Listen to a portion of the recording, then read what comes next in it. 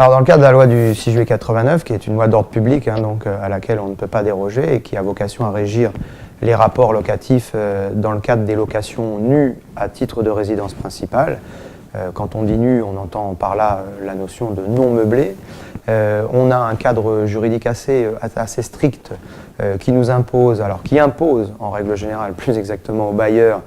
de concéder un bail d'une durée minimale de 3 ans. Alors quand je dis une durée minimale, ça veut dire que bien évidemment, il peut concéder un bail de 4 ans, 5 ans, etc. Et si toutefois le bailleur est une personne morale, hormis une exception qu'on va voir après, le bail qu'il va concéder est obligatoirement un bail d'une durée minimale, cette fois-ci de 6 ans. Voilà. Et l'exception dont j'entendais vous parler, c'est l'hypothèse où le bailleur est une personne morale, c'est-à-dire une société, hein, c'est ce qu'on entend par personne morale, conclut, je dirais, ce que nous on appelle communément dans le jargon une société familiale, c'est-à-dire conclue entre parents et alliés. Dans ce cas-là, cette société dite familiale bénéficie du régime du bailleur personne physique, c'est-à-dire que le bail qui lui est imposé est d'une durée minimale de 3 ans et non 6 ans, comme pour les autres personnes morales. Alors on a aussi une autre exception, c'est que le bailleur, pour des raisons personnelles ou familiales, donc on entend par là le bailleur personne physique,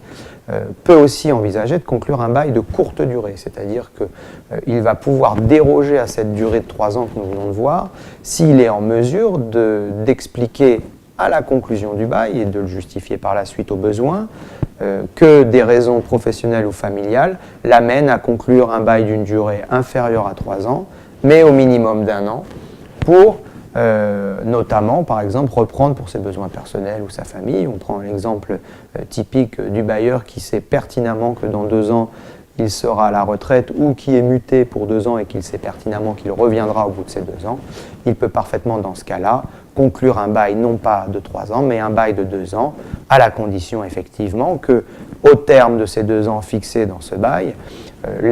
l'événement qui justifiait cette dérogation de durée survienne et qu'il puisse effectivement reprendre le bail. Dans le cas contraire, sinon,